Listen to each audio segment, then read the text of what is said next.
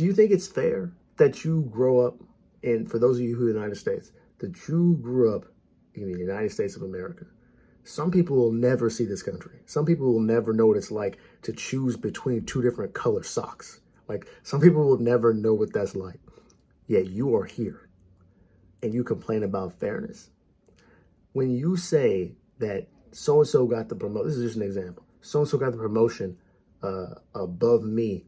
They don't do as much work. That's not fair. What you're indicating, at least to me, is that you believe that you deserve more. See, we only talk about fairness a lot of times when we talk about enhancing our own status.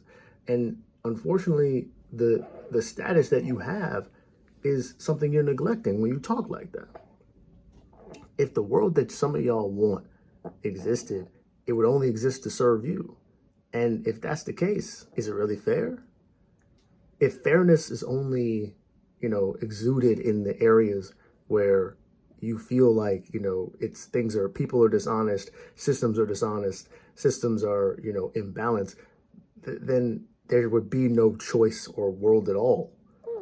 In order to demand fairness, you have to skip over, your own special treatment. Now, the other part of it is, as long as we have free choice, as long as we're able to choose between one thing or another, the world will never be fair. I know some of y'all believe that you can shame enough people through, social media and just policy. You could shame enough people to make them conform to what you believe is the right thing to do.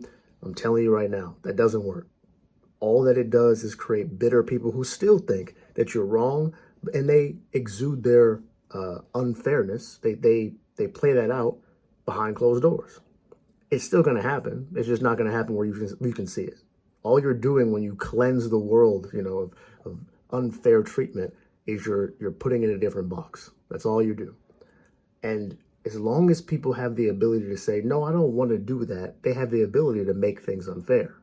So in order to truly make the world, have these equal outcomes, because that's what a lot of people mean when they say fairness, they mean equal outcomes. In order to get to equal outcomes, you have to destroy choice.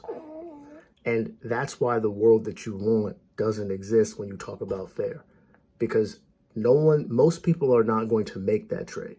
Now, I know a lot of people have been convinced of such, in late years, and, giving more power, giving less autonomy to themselves, more power to, government entities.